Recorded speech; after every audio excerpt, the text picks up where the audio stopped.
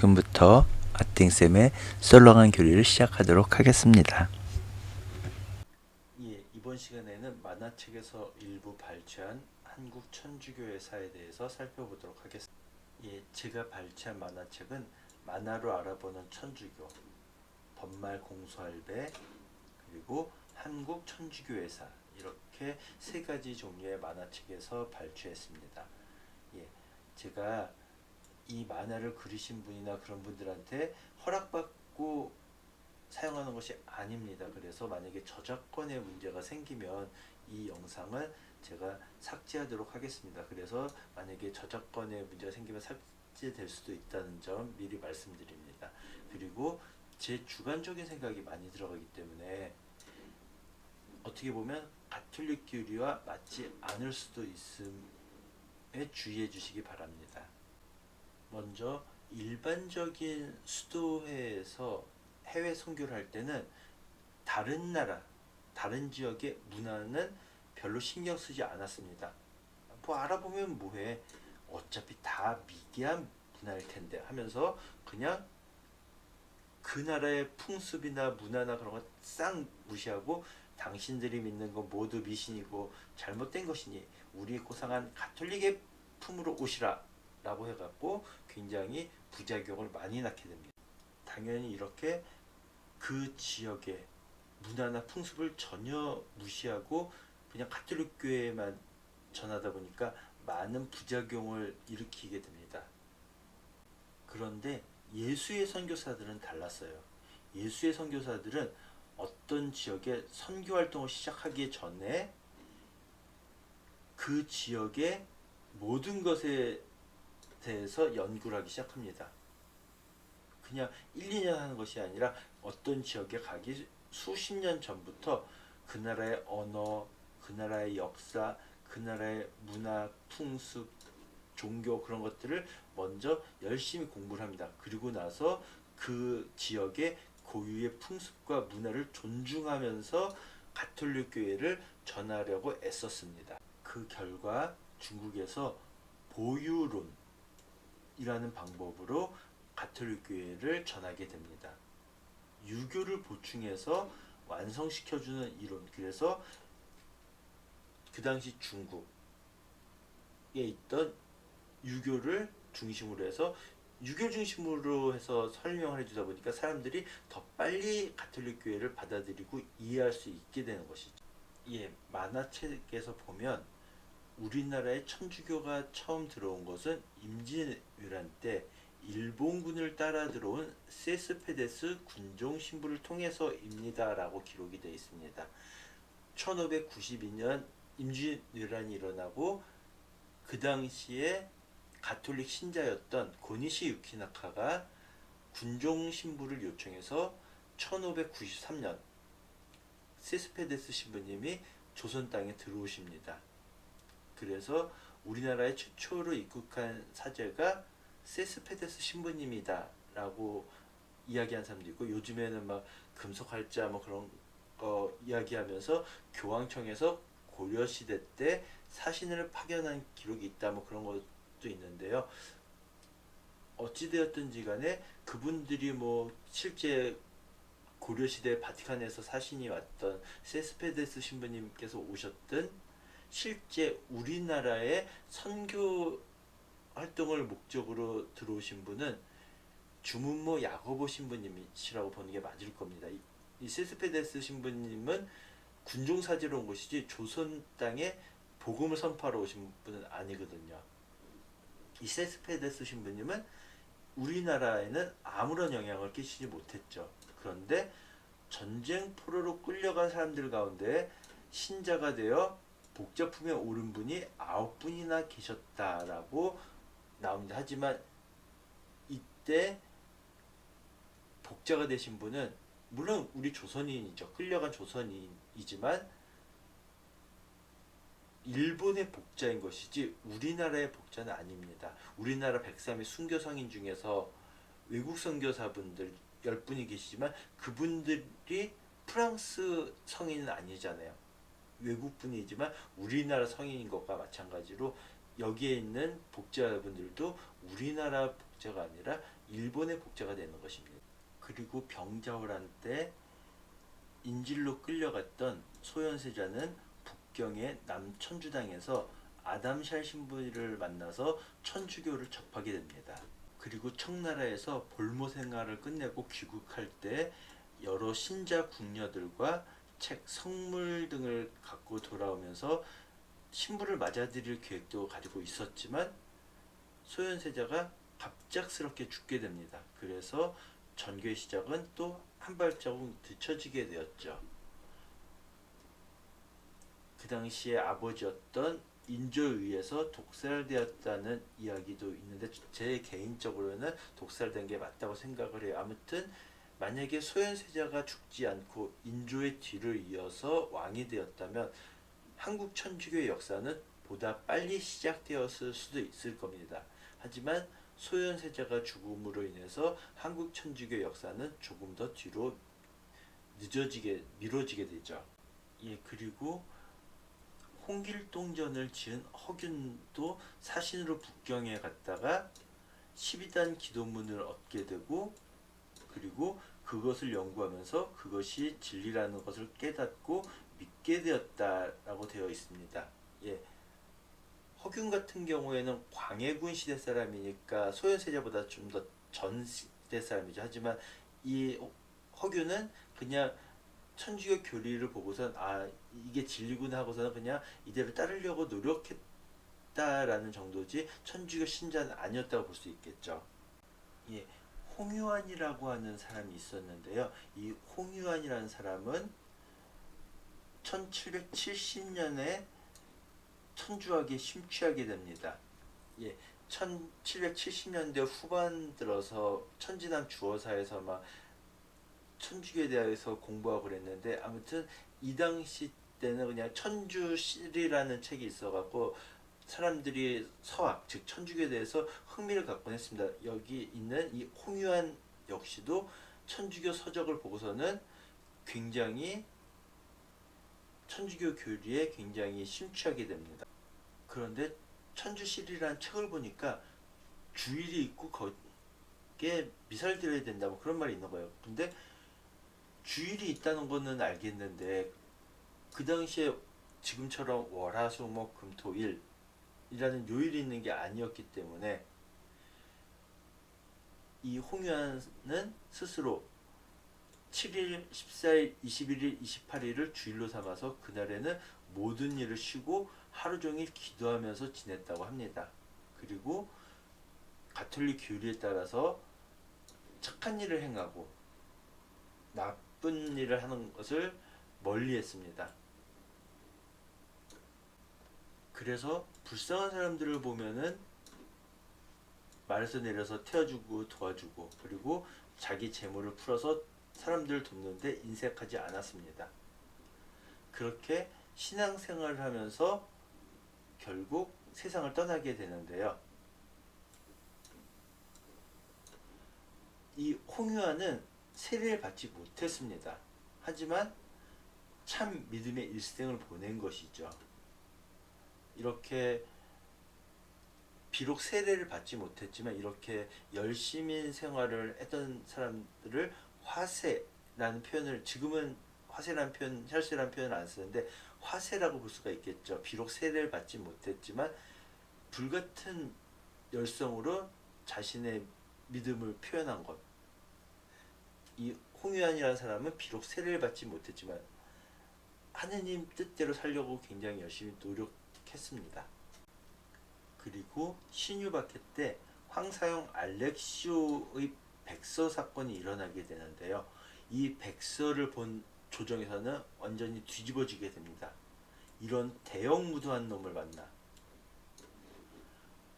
주문모 야고보 신부 죽인 것을 고자질하고 당장 군한 100척의 6만 군대를 끌고 오면 조선 땅에서 천주교를 자유로 믿게 할 수 있다니 하면서 천주교를 믿지 않는 사람들 입장에서 보면 이거 굉장히 대형무도한 일이 된 거죠. 그래서 이 일로 황사영 알렉시오는 26세의 나이로 처형을 당하게 됩니다.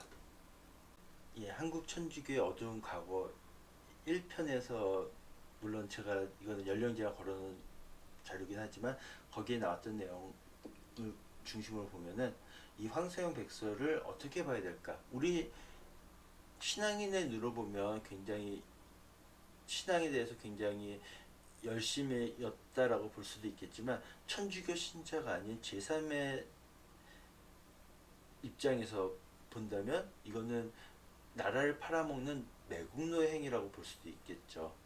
이 황사형 백서에서 보면 중모 신부님의 처형 등 신유박해에 대해서 설명을 하게 됩니다. 그리고 지금 조선교회가 굉장히 어려우니 재정 지원을 요청하고요. 그리고 신앙의 자유를 획득할 수 있는 방법으로 교황이 청나라 황제에게 편지를 보내서 선교사들을 우리나라가 받아들이게 하거나 청나라에 편입시켜 달라 또는 군함을 끌고 와달라 그런 내용이 들어가 있습니다. 황사형 백서의 내용은 세 가지로 구분이 된다고 하는데요. 앞서 살펴봤죠. 주은모 야고보 신부의 처형 등 신유박해 순교자 내력, 그리고 그 박해로 인해서 이 박해로 인해서 굉장히 우리 한국천주교회가 위험에 처했다는 것을 언급하고요. 그리고 우리 조선교회의 재건을 위해서 재정 지원을 해달라. 그리고 신앙의 자유를 획득할 수 있는 방법으로 교황이 청나라 황제에게 편지를 보내서 우리나라도 선교사를 받아들일 수 있도록 해달라. 왜냐하면은 우리나라가 독립국가이긴 했지만 청나라의 영향을 굉장히 많이 받는 나라였기 때문에 청나라 황제가 야 너희도 선교사 받아들여라고 하면은 우리도 신앙을 자유롭게 할 수 있지 않을까라는 생각을 했던 거고요. 그렇지 않다면 우리 조선을 청나라의 하나로 편식시켜 달라고, 그러니까 우리나라가 아니라 아예 그냥 조선이 청나라의 완전한 속국이 되는 거죠. 그리고 서양의 그리스도교 국가에게 호소해서 수백 척의 군함과 군사 수만 명을 파견해서 조선을 협박해서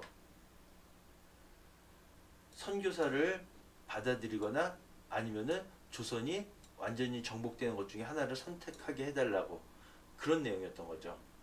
그래서 조선 조정에서는 굉장히 충격을 받았고 이로 인해서 천주교에 대한 탄압은 한층 더 강화될 수밖에 없었죠. 이 천주교 신자들은 완전히 나라를 팔아먹을 놈들이구나라는 인식이 심어졌을 것입니다. 이여삼이라는 분이 있었는데 이분이 천주교를 믿다가 잡혀서 고문을 당하게 되었어요. 그런데 고문 도중에 잠깐 내게 물을 주시오 라고 청하게 됩니다. 그러니까 사람들이 목이 마른가 하고서는 물을 줬더니 나는 세례를 받지 못했어. 그래서 내가 나를 세례하는 거야 하고서는 받은 물을 자기한테 끼얹게 됩니다. 물론 종교적으로 봤을 때 이 세례 효과는 없는 거죠. 즉 무효인데 그만큼 세례를 받으려고 하는 마음이 간절했다는 것을 알 수 있겠고요. 그리고 이렇게 비록 세례도 받지 못했지만 하느님을 위해서 순교를 할 수 있는 마음. 홍유한이라는 분이 세례를 받지 않았지만 하느님 뜻대로 열심히 살았던 것처럼 이 이여삼이라는 분도 비록 세례를 받지 못했지만 자기 피로써 세례와 같은 효과를 내는 혈세를 받았다 볼 수 있고 순교를 하게 되죠. 예, 유방제 신부의 이야기인데요. 이 유방제 신부 이야기는 만화책 두 군데 모두 그리고 일반적으로 알려진 거는 굉장히 안 좋게 부정적으로 기록되어 있습니다. 조선에 먼저 들어간 유방제 신부의 방해로 이분이 우리나라 1대 교구장이신 브리게르 주교님이신데 1831년 북경교구에서 조선교구로 분리되면서 이 브리게르 대주교님이 조선교구 1대 교구장이 되셨는데 유방제 신부의 방해로 못 들어갔다라고 기록하고 있습니다. 그리고 브리게르 주교의 조선 입국을 방해했던 유방제 신부는 늦게 들어온 모방 신부보다 2년 먼저 입국했지만 우리나라 조선말을 배우지 않고 막 굉장히 이상한 괴이한 행동을 막 하는 거죠. 그리고 사리 사용만 채우고 품행이 좋지 못해서 교우들의 원성을 사고 있었다. 그래서 교우들로부터 외면을 당해서 결국 유방제 신부는 서울을 떠나게 되었다. 즉 쫓겨나게 되는데, 그렇게 조선 땅을 떠나면서 김대관 안드레아 신부님, 최영합 토마스 신부님, 최방제 프란시스코 하비에르 신학생, 이렇게 세 명을 데리고 조선 땅을 떠나게 되는 거죠. 네, 이렇게 유방제 신부는 세 명의 신학생을 데리고 유학길에 떠나게 됩니다. 유방제 신부가 조선 전교를 혼자 독차지하려는 욕심에서 서양 신부들을 못 들어오게 방해하고, 그리고 모방 신부가 들어오니까 횡포와 비행을 일삼고, 그렇게 했는데, 그렇게 하다 보니까 조선 교우들이 유방제 신부를 멀리하게 되고 결국 서울을 떠나서 중국으로 되돌아가죠. 이렇게 세 명의 신학생을 데리고, 그리고 나서 나중에 중국에 귀국해서 말년에 모든 잘못을 뉘우치고 다시 착한 신부로 여생을 마쳤다라고 기록하고 있습니다. 예, 역시 한국천주교 어두운 과거 1편에 기록된 내용인데요. 요즘 들어서 이제 유방제 신부님, 즉 여향덕 신부님을 연구해 보면은 일단 유방제 신부님은 조선에서 활동한 두 번째 신부님이죠. 첫 번째 신부님은 주문모 야고보 신부님이셨고요. 그런데 이제 주문모 야고보 신부님은 신유박해 때 순교하시고, 그리고 1834년에 우리나라에 유방제 신부님이 들어오시게 됩니다. 유방제 신부님의 본명은 여향덕 신부고요. 그리고 1836년에 들어왔던 모방 신부님이 여향덕 신부님에게 성무 집행 정지를 명령하게 됩니다. 이제 여향덕 신부님, 즉 유방제 신부님에 대한 나쁜 평가가 파리 외방 정교회와 중국교회 사이의 오해에서 비롯된 것임이 밝혀졌을 때에는 이 유방제 신부님은 이미 돌아가신 뒤였다는 거죠. 즉 유방제 신부님은 중국교회 소속이었고요. 그리고 그 밖에 다른 서양 선교사들은 전부 파리 외방 전교회 소속이었던 거죠. 그래서 서로 조선 땅에서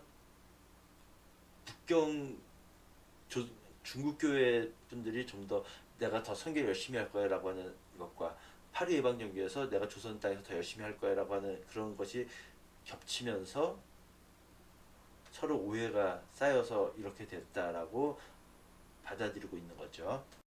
예, 그리고 정화상 바오로 성인이 모방 신부를 조선 땅에 모신 것은 선교사 신부가 모자라서 유방제 신부에서 허락을 받고 모신 것이지, 유방제 신부가 나 도저히 유방제 신부랑 일 못하겠어라고 해서 유방제 신부 몰래 몇몇 신자들이 새로 모방 신부를 모시려고 한 것이 아니다라는 점입니다. 즉 브리기에르 주교님이나 그런 분들을 유방제 신부가 못 들어오게 막은 것이 아니라고 하는 거죠. 그리고 유방제 신부가 북경 주교 몰래 이렇게 막 우리가 흔히 알고 있는 것처럼 나쁜 비행을 일삼고 그랬다면 정화성 바오로 성인더러 모방 신부님을 모시고 오라고 허락했겠는가.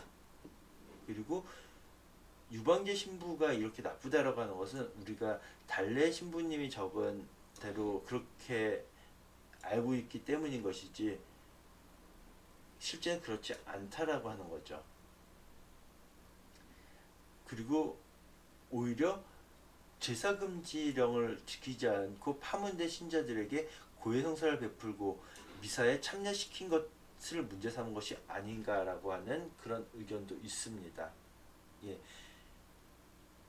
예수의 소속은 아주 앞에서 살펴봤던 것처럼 다른 나라의 문화에 굉장히 관대한 편이었고 그 문화를 중심으로 해서 가톨릭 교회를 알렸고요.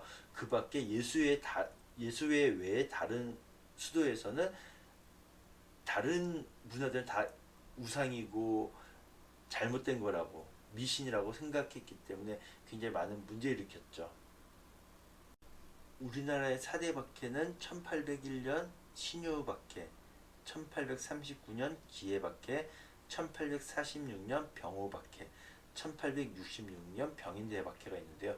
두 번째 대박해인 기해박해인데요. 기해박해 때는 현성문 가롤로 성인이 기해일기라는 것을 남겼기 때문에 우리가 잘 알 수 있게 된 거죠. 그리고 엥베르 주교님이 이제 우리 잡히면 순교할 것 같아라고 했을 때 원래는 이 현성문 가롤로 성인도 자기도 같이 순교하려고 했지만 엥베르 주교님이 당신은 잡히지 말고 이 박해 기록을 잘 적어 놓도록 하십시오라고 했기 때문에 이 엥베르 주교님의 명에 따라서 현성문 가롤로 성인은 죽지 않고 숨어서 박해 기록을 남기게 됩니다. 여기서 보면은 이제 엥베르 주교님이 우리 대부분은 순교하게 될 거라고 현성문 가롤로 성인에게 말하죠. 그러니까 이 현성문 가롤로 성인이 그럼 저도 주교님을 따라서 순교하겠습니다 라고 했을 때 엥베르 주교님이 좋습니다 라고 한 게 아니라 안 됩니다. 가롤로 형제에게는 커다란 임무가 있습니다 라고 말하면서 이 박해 기록을 남기라고 명령하게 됩니다. 엥베르 주교님은 어떠한 일이 있더라도 당신은 살아남아서 순교자의 행적을 기록해야 합니다 라고 했기 때문에 현성문 가롤로 성인은 엥베르 주교님 등과 함께 순교하려고 했지만 그러지 못하고 기해년의 일기를 남긴 기해일기를 남기게 됩니다. 그리고 이 현성문 가롤로 성인은 1846년 병호박해 때 순교하시게 됩니다. 엥베르 주교님의 명령을 받은 현성문 가롤로 성인께서는 기해박해 때 지방 산간 벽지까지 일일이 찾아다니면서 기록을 남기게 됩니다. 그래서 이 기해일기 자료가 나중에 시복시성 때 굉장히 중요한 자료가 되게 됩니다. 박해 규모로만 보면 병인대박해가 기해박해보다 훨씬 더 규모가 큰 것이었음에도 불구하고 기해 순교자들이 병인 순교자들보다 더 많은 성인을 배출할 수 있게 된 것은 이 기해일기 덕분인 거죠. 허협 바우르라는 성인이 계신데요. 이분이 고문을 당해서 저 배교할 게 한인 몰라요 하고서 배교를 합니다. 그런데 석방하는 날이 다가오자 자신의 잘못을 뉘우치고 난 배교한다고 했지만 하나님 믿으면서 살 거예요 라고 하게 됩니다. 그러니까 사또가 이 자식이 지금 누구 놀리나 하고서는 뒷간에서 똥을 봐서 네가 하나님을 믿는다는 것을 증명하려거든 이 똥물을 먹어보라고 말을 합니다. 그러자 이 허협 바울 성인은 주저없이 똥물을 마시고 배교했던 잘못을 뉘우치면서 혹독한 고문 속에 순교하게 됩니다. 우리나라 103인 순교 성인 중에서 가장 어린 분이 유대철 베드로 성인이십니다. 그런데 이보다 더 어린 소녀, 한 살 더 어리네요. 이 아나스타샤라는 분이 계신데 이분도 순교를 하게 됩니다. 이 아나스타샤라는 분도 처형을 당했고 유대철 베드로 성인보다 한 살 어렸지만 이 아나스타샤에 대한 조사 자료가 너무 부족해서 성인의 자리에는 오르지 못하게 됩니다. 그래서 비공식적으로는 이제 이 아나스타샤가 더 어린 나이에 순교했지만 성인이 되지 못하고 유대철 베드로는 성인이 되실 수 있었던 거죠. 만약에 이 아나스타샤에 대한 기록이 좀 더 나오면은 더 어린 나이에 순교한 성인이 되실 수도 있겠죠. 철종 임금 14년간은 천주교 박해가 거의 없어서 교인들에게는 좋은 세월이었습니다. 그리고 이 철종 임금 당시에 활약했던 분이 바로 우리나라 두 번째 한국인 신부님이신 최양업 토마스 신부님이시고요. 그런데 이 철종 임금 당시에는 천주교 박해가 없어서 우리 교인들의 좋은 세월이라고 할 수 있을지 모르겠지만 나라에는 부정부패가 만연했고 백성들에겐 결코 좋은 세상이 아니었던 거죠. 즉 안동김 씨가 천주교에 대해서 굉장히 호의적이었고 박해를 하지는 않았지만 이 안동김 씨들의 세도 정치로 인해서 우리나라는 골병이 들고 있었고 그렇기 때문에 우리나라 천주교인에 대해서 호의적이었으니까 안동김 씨는 좋은 사람이라고 하기는 어려운 거가 되겠죠. 흥선대원군이 일으킨 박해가 우리나라 4대 박해 중에서 마지막 박해인 병인대박해입니다. 대원군 때 우리나라 역사상 가장 참혹한 천주교 박해가 일어났는데요. 이 흥선대원군이 일으킨 박해는 중세 근대에 와서는 세계 어느 곳에서도 볼 수 없었던 대박해였다는 거죠. 이렇게 규모가 굉장히 큰 박해였음에도 불구하고 병인 박해 순교자보다 기해 박해 순교자가 더 많은 성인을 배출할 수 있었던 것은 앞서 살펴봤던 현성문 가롤로 성인의 기해일기가 굉장히 큰 몫을 차지했던 거죠. 대원군이 물러나고 고종이 직접 나라를 다스리게 되고 고종은 천주교에 대해서 굉장히 호의적이었고 고종의 아들인 의친왕이나 영친왕도 세례를 받게 됩니다. 그리고 고위 고관들도 천주교에 입교하게 되죠. 그런데 저는 개인적으로 이때 천주교를 믿은 사람들이 정말 하나님을 믿고 싶은 마음에 세례를 받고 천주교를 믿은 걸까라는 것에 대해서는 굉장히 회의적입니다. 물론 하나님을 믿고자 하는 열망에서 세례를 받은 사람도 있겠지만 고종이 굉장히 천주교 호의적이고 고종의 아들인 의친왕이나 영친왕도 세례를 받고 그러니까 천주교를 믿으면 뭔가 좀 좋은 게 떨어지지 않을까 하는 그런 마음에 천주교를 믿는 사람들도 많지 않을까 하는 것이 개인적인 제 생각입니다. 신축교난 또는 제주 봉쇄관 사건으로 불리는 사건이 제주에서 일어나게 되는데요. 이 봉쇄관이라는 사람이 있었는데 이 봉쇄관이라는 사람이 굉장히 사리사욕을 채우는 그런 사람들이었는데 이 봉쇄관의 부하 가운데 천주교 신자들이 많아서 이 제주도민의 원성이 천주교인들에게까지 미쳤다는 거죠. 거기다가 신목이라 불리는 신령한 나무를 천주교인들이 베어버리기까지 합니다. 그리고 제주도민들에게는 이런 마음이 싹 트는 거죠. 탐관오리도 싫지만 탐관오리에게 빌붙은 천주교인들이 더 밉다라는 마음이 싹 트게 됩니다. 그래서 제주도민들이 우리 것을 빼앗는 봉쇄관 놈들과 천주교인들을 몰아냅시다 하고서는 난을 일으킵니다. 그래서 성당을 습격하고 교우들을 닥치는 대로 학살하기 시작합니다. 내 놈들이 더 나빠. 같은 도민들끼리 괴롭히다니 하면서 천주교 성당을 불태우고 천주교인들을 죽이게 됩니다. 우리가 이미 알고 있는 것처럼 우리 한국 천주교회는 자발적으로 신앙이 발생한 교회죠. 다른 데는 다 선교사에 의해서 신앙이 전파되었지만 우리 한국 천주교회는 천주학 서적을 중심으로 연구하고 점차 이 학문적인 연구에서 신앙으로 발달된 세계에서 유래를 찾아볼 수 없는 교회죠.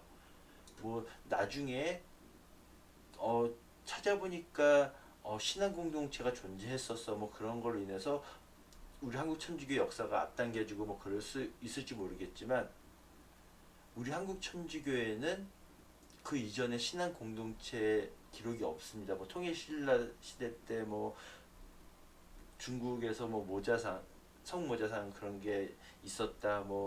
고려 시대 교황청에서 사신을 보냈다. 세스페데스 신부님이 군정사제에 들어왔었다. 그래서 보니까 신앙 공동체가 있었다라는 것이 발견될 수 있을지 모르지만 지금 현재까지는 그런 것이 없고 신앙을 학문적 연구에서 시작해서 신앙을 발달했다.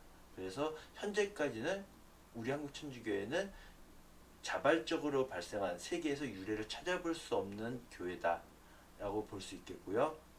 이렇게 선교사들에 의해서 신앙이 전파된 것이 아니다 보니까 무지에 의해서 잘 몰라서 모방 성직제도 같은 것이 행해지기도 했었죠. 앞서서 살펴봤던 것처럼 만약에 소현세자가 왕이 되었다면 그리고 예수의 선교사들처럼 사목을 해서 제사를 고유한 문화로 보고 지금은 제사를 인정해 주는 것처럼 제사라는 것은 굉장히 좋은 문화야. 제사를 잘 이해해 보면 나를 낳아주신 조상님들 그 조상을 거슬러 올라가다 보면 아담에 이르게 되고 그 아담을 창조하신 분이 하느님이야. 그렇게 생각해서 제사는 이런 거는 조심해야 돼요 라고 했다면 많은 양반들이 계속 천주교를 믿을 수 있었을지도 모르지만 예수와 다르게 제사는 우상이야 미신이야 라고 했기 때문에 조상 제사를 못하게 한 제사 금지로 인해서 대다수의 양반들이 천주교를 떠나게 되죠. 그러다 보니까 천주교가 양반 즉 엘리트 계층의 종교가 아니라 일반 백성들 중심의 교회로 발전할 수 있게 된 것이죠. 만약에 그런 것이 없었다면 어려운 한자 책을 읽을 수 있는 양반들이 중심이 되었을 거고 양반들 중심이 되다 보면은 일반 백성들은 그냥 소외됐을지도 모르는데 양반들이 멀리 떠나고 소수의 양반들만 남다 보니까 일반 백성들 중심의 교회로 발전할 수 있는 그런 면도 있었다고 볼 수 있겠습니다. 지금까지 들어주셔서 대단히 감사합니다.